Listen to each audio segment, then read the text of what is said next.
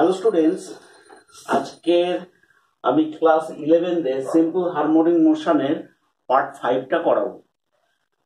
তো আগের দিনের যে লাস্ট ভিডিওটা করিয়েছিলাম সেখানটায় আমরা করিয়েছি যে গ্রাফগুলো করিয়েছি, আমরা ফেজ শিখেছি।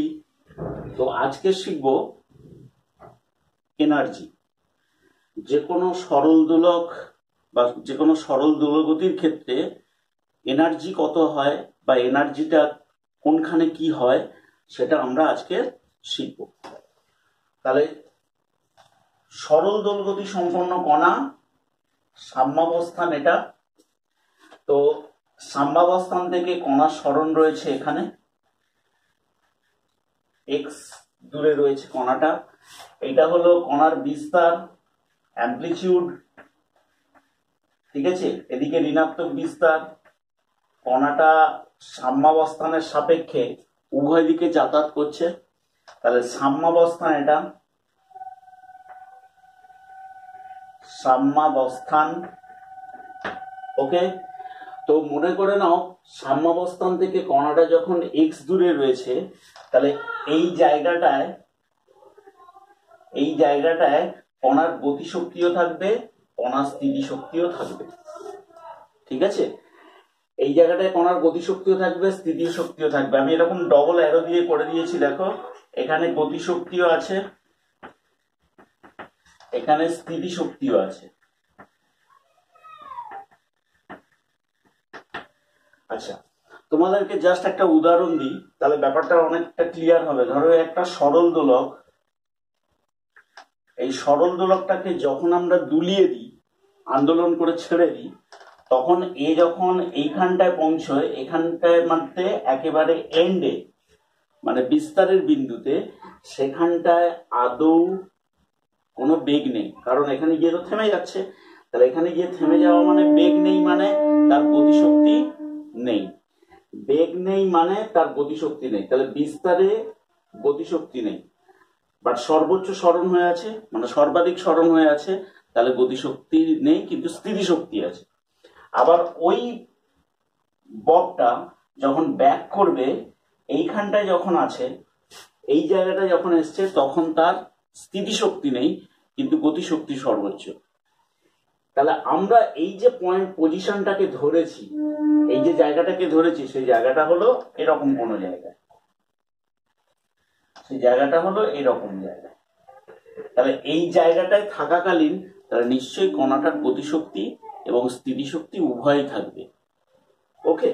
তাহলে তাই যদি হয়ে থাকে, তাহলে গতিশক্তি, তাহলে এই পয়েন্টটায় গতিশক্তি কত? তো গতিশক্তির ফর্মুলা আমরা কি জানি? Kinetic energy is equal two কি লেখা যায়? আচ্ছা, ই কে দিতে পারো অর কে ই দিতে পারো, যা খুশি। দ্যাট ইজ ইকুয়াল টু কত? Half M V square. এটা তোমরা জানো গতিশক্তির formula, half M V square. তাহলে হাফ এম বলো ভি স্কোয়ার, তাহলে কি আসবে? ভি স্কোয়ার আসবে, আমরা সরল দোলগতি সম্পন্ন কণার বেগের সূত্র কি জানি? ওমেগা বা plus minus omega root over square minus x square. এটাই হলো সরল দোলগতি সম্পন্ন কণার বেগ, ওকে। তো এই বেগটাকে নিয়ে এখানে বসাবো, স্কোয়ার আছে মানে গোটাটাই প্লাস হয়ে যাবে। তাহলে কি আসবে? Omega square square minus x square.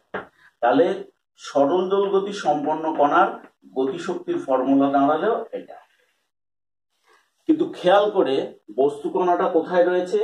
সাম্যাবস্থান থেকে এক্স দূরে রয়েছে। এইবারে লক্ষ্য করো স্থিতিশক্তি, পোটেনশিয়াল এনার্জি। পোটেনশিয়াল এনার্জিকে আমরা প্রথমে মানে গড় বল দিয়ে করব। কেন গড় বল নিশ্চয়ই বোঝাবো, আর ইন্টিগ্রেশন দিয়েও শিখিয়ে দেবো। দেখো, স্থিতিশক্তির মানে কিন্তু এক ধরনের কার্য, গতিশক্তির মানেও কিন্তু এক ধরনের কার্য, স্থিতিশক্তির মানে হলো আর এক ধরনের কার্য। বলছে কি, স্বাভাবিক অবস্থা থেকে অস্বাভাবিক অবস্থায় এলে বস্তুর মধ্যে যে শক্তি সঞ্চিত হয় সেটাই হলো স্থিতিশক্তি। তাহলে স্বাভাবিক অবস্থা হলো এই সাম্যাবস্থান, কারণ যে কোনো বস্তু অলওয়েজ কোথায় থাকতে চায়? সাম্যাবস্থানে। যে কোনো দোলক পিণ্ড কোথায় থাকতে চায়? যে কোনো দোলককে সুতো দিয়ে ঝুলিয়ে দিলে বা এই ববটাকে সুতো দিয়ে যদি ঝুলিয়ে দেওয়া যায় তাহলে এ কোথায় থাকবে? এর সাম্যাবস্থানেই থাকবে, এ তো আর ওপরে যাবে না নিজে থেকে। কিন্তু বাইরে থেকে একটা এনার্জি দিতে হবে বা বাইরে থেকে একটা ফোর্স অ্যাপ্লাই করতে হবে, তবে কিন্তু ধীরে ধীরে এ ওপরে যাওয়া স্টার্ট করবে। এইবার লক্ষ্য করো, এই ফোর্সের মানটা কখনোই একই মানের হবে না। কেন ফোর্সের মান একই হবে না? তোমরা পড়েছো force is equal to m omega square x. এটাই হলো সরল দোলগতি সম্পন্ন কণার উপর প্রযুক্ত বলের মান। কারণ তোমরা পড়েছো ত্বরণ, আমি এটা আর একটু ভালো করে বুঝিয়ে দিচ্ছি। দেখো, ত্বরণ অ্যাক্সেলারেশন মানে কত? Omega square x. মাইনাসটাকে বাদ দাও, অ্যাক্সেলারেশন এইটা, একে মাস দিয়ে মাল্টিপ্লাই করো, মাস ইন্টু অ্যাক্সেলারেশন, তাহলে কত আসবে? M omega square x. তাহলে এটাই হলো সরল দোলগতি সম্পন্ন কণার উপর বল। কোথায়? যখন সরল দোলগতি সম্পন্ন কণাটা এক্স অবস্থানে রয়েছে, মানে এরম জায়গায় রয়েছে, তখন তার উপরে বলটা এটা। ঠিক এই বিন্দুতেই বলটা কিন্তু এটা। এইবারে লক্ষ্য করো, আমি যদি তোমাকে বলি এই জায়গাটায়, মানে যখন এটা এই দূরত্বটা হলো x/2, তখন এর উপরে বল কত আসবে? এর উপরে প্রযুক্ত বল আসবে m ওমেগা স্কোয়ার x/2। তাহলে আগের বল আর এই বল কি একই হলো? হলো না। এইবারে লক্ষ্য করো, যখন সাম্যাবস্থানে ছিল x=0, তাহলে x=0 হলে সাম্যাবস্থানে কণার উপর আদৌ কোনো বল নেই। তাহলে কি শিখলাম? 0 থেকে, মানে সাম্যাবস্থান থেকে x দূরত্বে যাওয়ার জন্য কণার ওপর একই মানের বল প্রযুক্ত হচ্ছে না, কারণ এই বলটা অলওয়েজ ভেরিয়েবল। আমরা কার্য সম্পর্কে কি জানি? কার্য মানে হলো বল ইন্টু সরণ, এটা আমরা নর্মালি জানি। কার্য ইকুয়াল টু বল ইন্টু সরণ। কিন্তু এই বলটাকে আমরা কি রকম বল হিসেবে ধরি? এই বলটাকে আমরা অলওয়েজ স্থির বল, একটা একই মানের বল, ঠিক আছে, একই ডিরেকশনের বল। ওপর এই বলটা হলো এটা, এবং সরণ যতটা বাড়বে ততটা। কিন্তু সরল দোলগতি সম্পন্ন কণার ক্ষেত্রে বলটা একই মানের থাকছে না। সাম্যাবস্থান থেকে যখন তার সরণ এক্স হলো, তাহলে তাকে তো কার্য করতে হবে, মানে তার উপরে তো কার্য করা হচ্ছে। আমি বস্তু তো নিজে থেকে ও অবস্থান থেকে তো এখানে যাবে না। ও অবস্থান থেকে বস্তুটা কখনোই নিজে থেকে এখানে যাবে না, তাহলে তার উপরে একটা বল প্রয়োগ করে নিয়ে এই জায়গাটা নিয়ে আসতে হবে। তাহলে বলটা কি একই মানের আছে? বলটা একই মানের নেই, তাহলে গড় বল ইউজ হচ্ছে। তাহলে যেহেতু বলটা একই মানের নেই, তাহলে ওর উপরে গড় বল ইউজ হচ্ছে। তাহলে এখানটা আমি একটা নতুন জিনিস শিখছি, যে পোটেনশিয়াল এনার্জি এক ধরনের কার্য, অবশ্যই কার্য। তাহলে কার্য ইজ ইকুয়াল টু, আমরা কি লিখতে পারি? কার্য সমান লিখতে পারি গড় বল ইন্টু সরণ। তাহলে গড় বল কত? 0 + f/2। আচ্ছা, হঠাৎ কেন 0 + f ধরলাম? লক্ষ্য করো, এই জায়গাটায় বল তো নেই, একটু আগে দেখালাম এই জায়গাটায় বল নেই, এই জায়গাটায় বল কত ধরে নিলাম? f। তাহলে 0 + f, দুটো মান নিয়ে, দুটো ভ্যালু নিয়েছি বলে 0 + f/2। আচ্ছা, সরণ হলো কত? x। তাহলে হাফ fx, হাফ f এর m মানে কি লেখা যায়? Mass into acceleration into x। তাহলে half m a for omega square x into x, that is equal to half m omega square x square. তাহলে এটাই হবে বস্তু কণার উপর, মানে সরল দোলগতি সম্পন্ন কণার স্থিতিশক্তি। কেন স্থিতিশক্তি? ফের বলছি, স্বাভাবিক অবস্থা এটা থেকে অস্বাভাবিক অবস্থায় নিয়ে যেতে যে কার্য, বা স্বাভাবিক অবস্থা থেকে অস্বাভাবিক অবস্থায় নিয়ে এলে বস্তুর মধ্যে যে শক্তি সঞ্চিত হয়, সেই শক্তিটাই হলো স্থিতিশক্তি। তাহলে তার পরিমাণ কত আসছে, half m omega square x square. তাহলে এটা হলো তাহলে পোটেনশিয়াল এনার্জি। ওকে, তাহলে এই পোটেনশিয়াল এনার্জিকে তোমরা এইভাবে নির্ণয় করতে পারো, আর একটা ফর্মে নির্ণয় করতে পারো, সেটা হলো ইন্টিগ্রেশন। ইন্টিগ্রেশন যখন করবে, আচ্ছা আমি এইটা একটু মুছে দিচ্ছি, ঠিক আছে, এখানে আগে লিখে রাখি। তাহলে কাইনেটিক এনার্জি কি এসছে, কাইনেটিক এনার্জি ছিল half m omega square a square minus x square. তাহলে এটাই হলো কাইনেটিক এনার্জি ছিল। পোটেনশিয়াল এনার্জি, এটা পোটেনশিয়াল এনার্জিকে আমরা দুভাবে প্রুভ করব, একটা নর্মাল নিয়মে গড় বল দিয়ে, আর একটাকে আমরা ইন্টিগ্রেট দিয়ে প্রমাণ করছি, দেখে নাও। তাহলে পোটেনশিয়াল এনার্জি কি বললাম, এক ধরনের কার্য। মনে করো কার্য ডিডব্লিউ ইজ ইকুয়াল টু কি লেখা যায়, এফ ইন্টু ডিএক্স। ডিডব্লিউ equal to f into d x. মনে করে নাও এইখানটায় কণাটার ওপর, এই জায়গাটায় কণাটার ওপর প্রযুক্ত বল হলো এফ, ঠিক আছে, এই জায়গাটায় কণাটার ওপর প্রযুক্ত বল এফ। আমি এই বলের প্রভাবে কণাটাকে ক্ষুদ্র ডিএক্স সরণ ঘটালাম, ক্ষুদ্র ডিএক্স। এই বলটার প্রভাবে জাস্ট এখান থেকে এই নামাতে আনতে যে সরণ হলো সেটা হলো ডিএক্স, তার জন্য কৃতকার্য হলো দিস। এবারে বল মানে কি লেখা যায়, এম ওমেগা স্কোয়ার এক্স, এটাই বল, ইন্টু ডিএক্স। দেখে নাও, তাহলে জাস্ট বাহ্যিক বলটাকে একই রেখে ক্ষুদ্র ডিএক্স সরণ ঘটাতে আমার কৃতকার্য দাঁড়ালো ডিডব্লিউ is equal to m omega square x dx.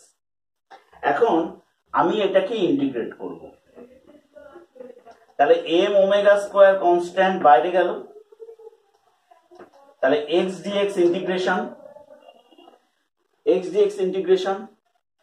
তাহলে লক্ষ্য করো আমরা লিমিটটা দেব কি করে, খুব সহজ জিনিস।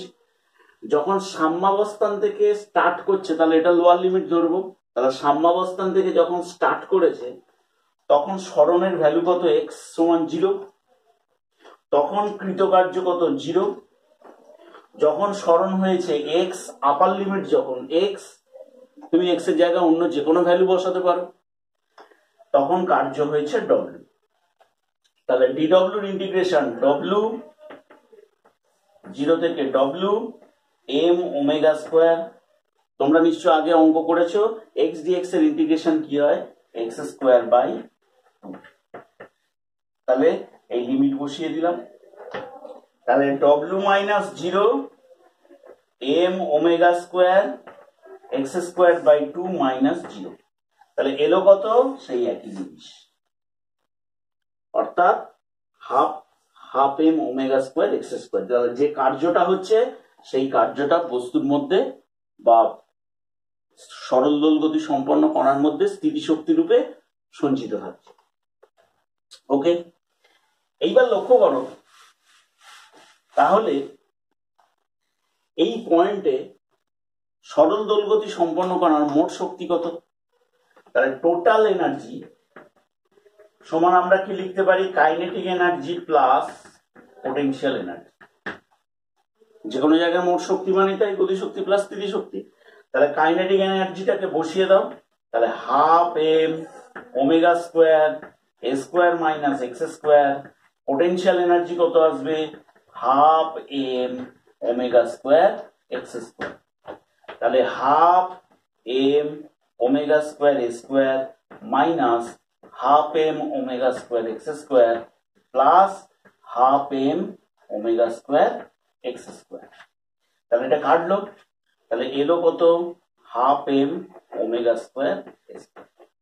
তো একটা জিনিস লক্ষ্য করো, টোটাল এনার্জিটা কিন্তু কনস্ট্যান্ট হয়, তার কারণ হাফ কনস্ট্যান্ট, যে দোলক বা যে কোনো কণাটা রয়েছে তার ভর কনস্ট্যান্ট, সমকৌণিক বেগে ঘুরছে, তার ওমেগা কনস্ট্যান্ট, আর তার গতিপথের বিস্তারও কনস্ট্যান্ট। তাহলে বলতে পারি সরল দোলগতি সম্পন্ন কণার যে কোনো মুহূর্তে মোট শক্তির পরিমাণ অলওয়েজ ধ্রুবক। ওকে, এইবারে লক্ষ্য করো, এই যে যেটা শিখলাম এইটার উপরে আমরা একটা লেখচিত্র শিখবো। ওকে, তো লেখচিত্রটা পরীক্ষায় অবশ্যই দেয়, তো লেখচিত্রটাকে দেখে নাও। লেখচিত্রটাকে দেখে নেওয়ার আগে তোমাদেরকে জাস্ট একটা জিনিস বলি, আমাদের টোটাল এনার্জি তাহলে কি লেখা যায়, kinetic energy plus potential energy, মানে half m omega square a square minus x square, আর পোটেনশিয়াল এনার্জি ছিল কত, half m omega square x square. এই ধরো আমার সমীকরণটা দাঁড়িয়েছে। এইবারে আমি এখান থেকে একটা কোয়াড্র্যান্ট আঁকার চেষ্টা করছি। এটা হলো মূল বিন্দু, এটা মূল বিন্দু। ওকে, তাহলে মূল বিন্দুর এপাশে একবার কণা যাচ্ছে, এপাশেও একবার কণা যাচ্ছে, তাহলে এদিকে আমরা লিখছি সরণ, আর এদিকে ধরছি এনার্জি। ওকে, তাহলে এদিকে যদি সরণ ধরি তাহলে এদিকে সরণটাকে আমরা পজিটিভ ধরবো, এদিকে সরণটাকে আমরা নেগেটিভ ধরবো। ওকে, তো তাই যদি হয়ে থাকে তো লক্ষ্য করো, মনে করো আমি এটাকে তোমাদের দোলক দিয়েও বুঝিয়ে দিচ্ছি, তাহলে বুঝতে সুবিধা হবে। ধরে রাখো একটা দোলক, এই দোলকটাকে আমি যাত্রা করিয়েছি ঋণাত্মক অবস্থান হতে। আমি এখান থেকে ধরে নিয়ে দোলক পিণ্ডটাকে এই জায়গাটাকে ধরে নিয়ে এখানে নিয়ে গিয়ে ছেড়ে দিয়েছি। ব্যাপারটা বোঝার চেষ্টা করো, এই দোলকটা সাম্যাবস্থানে ছিল, সাম্যাবস্থান থেকে এই জায়গাটা নিয়ে গেলাম, নিয়ে গিয়ে ছেড়ে দিয়েছি। তাহলে কোথায় ছেড়েছি, অবশ্যই ঋণাত্মক বিস্তারে, মানে আমার গ্রাফটাকে আমি এদিক থেকে আনবো। ওকে, তাহলে ঋণাত্মক বিস্তারে যদি হয়ে থাকে তাহলে লক্ষ্য করো বিস্তারে যাওয়া মানে এক্স এর ভ্যালু কত, বিস্তারে যাওয়া মানে এক্স এর ভ্যালু ইকুয়াল টু এ। ওকে, তো এক্স এর ভ্যালু ইকুয়াল টু এ, তাহলে এই জায়গাটায় যদি বসাই এক্স এর ভ্যালু ইকুয়াল টু এ, আমি এই জায়গাটাই বসাচ্ছি জায়গা কম বলে, দেখো এক্স এর জায়গায় আমি বসাচ্ছি, তাহলে কত হলো এ স্কোয়ার মাইনাস এ স্কোয়ার, তাহলে জিরো, এই পোর্শনটা জিরো হয়ে গেল, এইটা হয়ে গেল কত এ স্কোয়ার। তাহলে বলা যায় যখন বস্তু কণাটা ঋণাত্মক বিস্তারে রয়েছে তার গতিশক্তি শূন্য, দেখে নাও গতিশক্তি জিরো। তাহলে এখানটায় করছি, তাহলে এটা হলো বিস্তার, ঋণাত্মক বিস্তার। আচ্ছা এক মিনিট, এখানটাই করছি। প্রথমে লিখছি এটা গতিশক্তি কাইনেটিক এনার্জি, ঠিক আছে, পোটেনশিয়াল এনার্জি, টোটাল এনার্জি কোথায় রয়েছে, ঋণাত্মক বিস্তারে, এই যে মাইনাস এ, এটা হলো মাইনাস এ।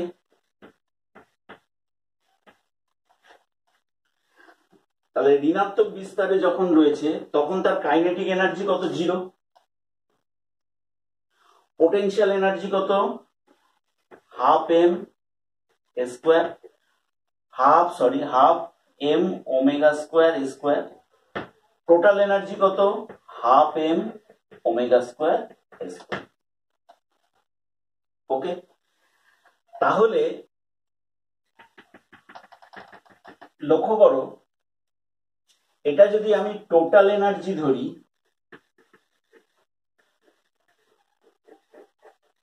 এটা যদি আমরা টোটাল এনার্জি ধরি তাহলে টোটাল এনার্জিটা ভ্যালু কত আসছে, ম্যাক্সিমাম কত, half m omega square square. তাহলে নিশ্চয়ই সেটা কার সঙ্গে সমান, আবার পোটেনশিয়াল এনার্জির সঙ্গে সমান। তাহলে আমি বলতে পারবো এই জায়গাটায় পোটেনশিয়াল এনার্জি কোথায়, যখন এ মাইনাস এ পয়েন্টে, মানে ঋণাত্মক বিস্তারে, তখন পোটেনশিয়াল এনার্জি এখানে, এবং কাইনেটিক এনার্জি কত, এই জায়গাটা কাইনেটিক এনার্জি জিরো। দেখে নাও এই যে জিরো, এই জিরো, কাইনেটিক এনার্জি জিরো, তাহলে তখন কাইনেটিক এনার্জি এটা, আর পোটেনশিয়াল এনার্জি তখন এটা, দেখে নাও।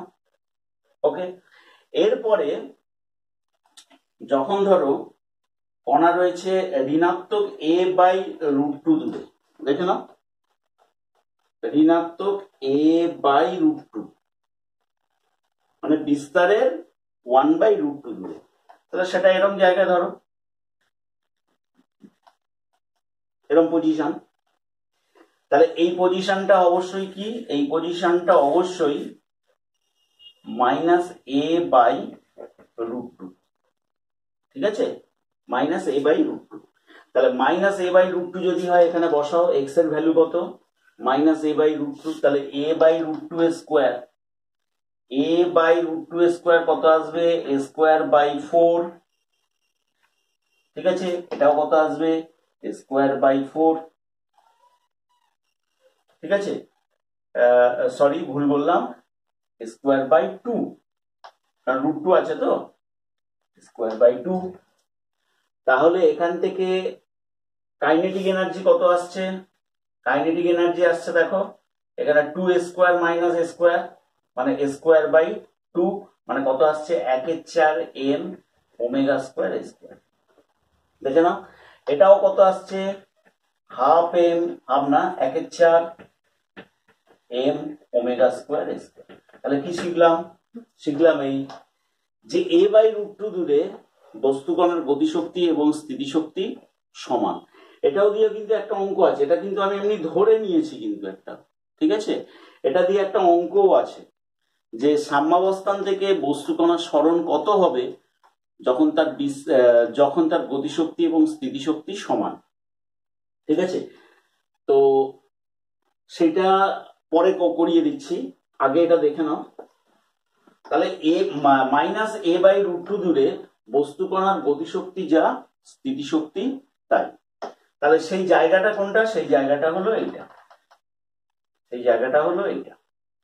তাহলে আমার গতিশক্তি উঠে গেছে এখানে, স্থিতিশক্তি নেমে এসছে এখানে, কারণ বস্তু দেখো বিস্তার থেকে নেমে এসছে, বিস্তারে এইটা বিস্তার থেকে নেমে a/√2 দূরে আছে, এইরকম জায়গা আছে। a/√2 দূরে থাকাকালীন তার গতিশক্তিও রয়েছে, স্থিতিশক্তিও রয়েছে, এবং দুটো শক্তি সমান। এই জন্য এই গ্রাফটা নেমে এখানে গেল, আর গতিশক্তির গ্রাফটা উঠে এখানে গেল। ওকে, এরপর আমরা ধরবো কোথায়, এরপরে আমরা ধরবো সাম্যাবস্থান। এরপরে সাম্যাবস্থান মানে x এর ভ্যালু কত, x = জায়গা শর্ট দেখে নাও কষ্ট করে, x = 0। তাহলে বস্তু কত, বস্তু কোথায়, সাম্যাবস্থানে, ঠিক আছে। হ্যাঁ, তার আগে বলি এটা তাহলে কত এলো, ½ m, হাফ না, 1/4 m ω²a² ছিল, এটা কত ছিল, 1/4 m ω²a² ছিল, আর মোট শক্তি কিন্তু এটাই, এটা যোগ করলে এটাই হয়। এবার লক্ষ্য করো সাম্যাবস্থান, বস্তু কোথায়, সাম্যাবস্থান মানে দোলক পিণ্ডটা এখানে চলে এসছে, এই জায়গাটা চলে এসছে। এবার তার গতিশক্তি সর্বোচ্চ হবে, কারণ গতিজাড্যের জন্যই ওপরে যাবে, স্থিতিশক্তি সর্বনিম্ন হবে। সেটা আমরা ম্যাথ দিয়েও দেখে নিই, দেখে নাও। তাহলে বস্তুর সাম্যাবস্থানে মানে x0, তাহলে এটা 0 হয়ে যাচ্ছে, পোটেনশিয়াল এনার্জি 0, কাইনেটিক এনার্জি কত আসছে, ½ m ω²a², ½ m ω²a²। তাহলে kinetic energy ½ m ω²a², potential energy 0, total energy একই আছে। তাহলে আমি গ্রাফটা কেমন আঁকবো, এখান থেকে গ্রাফটা এই যাবে, মোট শক্তি এইটা, টোটাল এনার্জিটা কত, ½ m ω²a², আর টোটাল এনার্জিটা কাইনেটিক এনার্জির সঙ্গে ইকুয়াল হয়ে গেল। এবং পোটেনশিয়াল এনার্জিটা কি হলো, পোটেনশিয়াল এনার্জিটা নেমে এলো, পোটেনশিয়াল এনার্জি নেমে কোথায় এলো, 0-তে এসে গেল। এরপরে দেখো, এরপরে আবার যা করব একদম এটারই উল্টো, মানে আমি সাম্যাবস্থান থেকে কোথায় যাচ্ছি, +a/√2 দূরে, +a/√2 দূরে, +a/√2 মানে কোনটা, এই দূরত্বটা। তাহলে +a/√2 দূরে আবার কি হবে, গতিশক্তি, এবার স্থিতিশক্তি আস্তে আস্তে বাড়ছে, গতিশক্তি কমছে, তাহলে +a/√2 দূরে আবার দুজনে সমান হয়ে গেল, তাহলে এখানে দুজনে আবার সমান হয়ে গেল। এরপরে আবার স্থিতিশক্তি বেড়ে সর্বোচ্চ হবে কোথায়, সেটা ধনাত্মক বিস্তারে। এই পেন্ডুলামটা যখন এদিকে চলে আসবে ধনাত্মক বিস্তারে, তখন তার স্থিতিশক্তি সর্বোচ্চ হবে, বাট গতিশক্তি কি হয়ে যাবে, গতিশক্তি হয়ে যাবে সর্বনিম্ন। ঠিক আছে, তাহলে এইটা হলো কি কাইনেটিক এনার্জির গ্রাফ। কাইনেটিক এনার্জির গ্রাফ। তাহলে এটা হলো কি পোটেনশিয়াল এনার্জির গ্রাফ, এবং এটাকে আমরা টোটাল এনার্জি ধরবো। মানে এই জায়গাটার মোট শক্তি কখনো কখনো গতিশক্তির সঙ্গে সমান হচ্ছে, কখনো কখনো স্থিতিশক্তির সঙ্গে সমান হচ্ছে। ওকে, যদি এটা বুঝতে না পারো আমাকে কমেন্ট বক্সে জানাবে, আমি আবার বুঝিয়ে দেবো। ওকে, এইবারে দেখো, তোমাদেরকে আমি একটু আগে বলছিলাম যে একটা অঙ্ক এরকম তো হতে পারে যে কোশ্চেন দেওয়া আছে, উদাহরণও দেওয়া আছে, যে সাম্যাবস্থান থেকে কণার সরণ কত হলে সেই অবস্থানে গতিশক্তি ও স্থিতিশক্তি সমান হবে। ঠিক আছে, তাহলে লক্ষ্য করো, তাহলে সাম্যাবস্থান থেকে কণার সরণ কত হলে গতিশক্তি এবং স্থিতিশক্তি সমান হবে। তা আমি ধরে নেবো এক্স হলে, সাম্যাবস্থান থেকে কণার সরণ এক্স হলে, তাহলে এক্স দূরে গতিশক্তি যা half m omega square a square minus x square, গতিশক্তি যা আবার স্থিতিশক্তিও তাই, তাহলে half m omega square x square. তাহলে হাফ এম ওমেগা স্কোয়ার কেটে গেল, তাহলে a square minus x square সমান কত, এক্স স্কোয়ার। তাহলে 2x স্কোয়ার সমান এ স্কোয়ার। তাহলে এক্স ইজ ইকুয়াল টু কত আসবে, plus minus a by root two. Plus মাইনাসটা দেওয়ার অর্থ হলো এটা হলো plus A by two, a by root two, আর এটা হলো minus a by root two. অর্থাৎ এই দুই পয়েন্টে গতিশক্তি আর স্থিতিশক্তি সমান। ওকে, আচ্ছা, আজকে তোমাদেরকে একটা অঙ্ক করিয়ে আমি এটাকে শেষ করব, শক্তিরই অঙ্ক করাবো, এবং খুব ভালো অঙ্কের মধ্যে একটা। অঙ্কটা তোমাদের এক্সারসাইজেই রয়েছে। আমি অঙ্কটাকে জাস্ট একবার পড়ে দিচ্ছি, দেখে নাও, তাহলে তোমাদের বুঝতে সুবিধা হবে। এক মিনিট, বুঝতে তোমাদের সুবিধা হবে যে কত পেজে আছে সেটাও বলে দিচ্ছি, নতুন বইয়ের। এক মিনিট,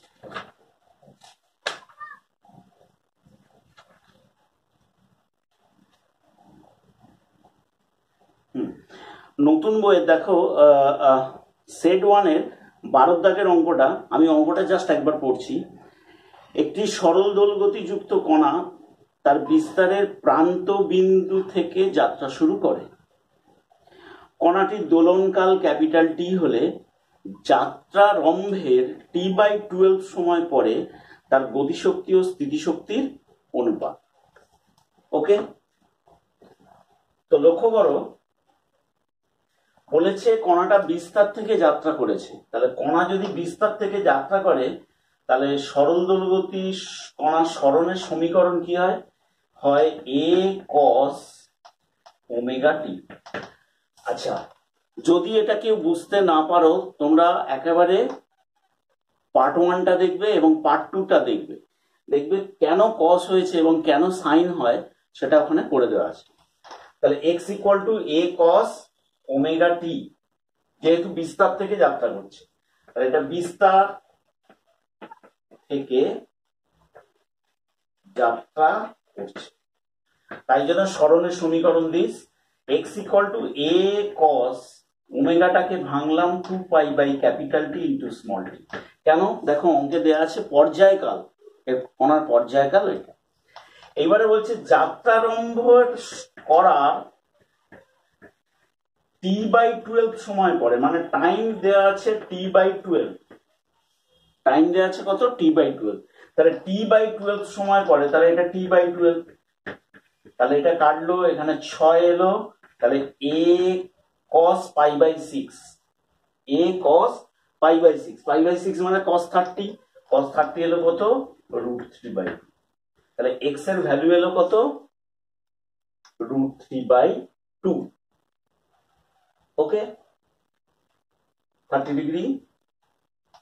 আচ্ছা, এইবারে লক্ষ্য করো, বলেছে এই অবস্থায়, মানে দেখো তাহলে একটা জিনিস লক্ষ্য করো, কণার সরণ তাহলে কত? কণার সরণ হলো বিস্তারের √3/2 গুণ। ঠিক আছে, এইবারে লক্ষ্য করো, বলেছে যে ওই অবস্থানে গতিশক্তি স্থিতিশক্তি, আগে স্থিতিশক্তি দেওয়া আছে না আগে গতিশক্তি দেওয়া আছে? গতিশক্তি আগে, তাহলে গতিশক্তি এবং স্থিতিশক্তির অনুপাত, তাহলে kinetic energy by potential energy. তাহলে কাইনেটিক এনার্জি কত? ½ m omega square square - x square. Potential energy কত? ½ m omega square x square. ½ m omega square কেটে গেল, a স্কোয়ার মাইনাস x স্কোয়ারের ভ্যালু কত? a square by 3/4। লক্ষ্য করো √3 আছে, বাই এটা কত আসবে?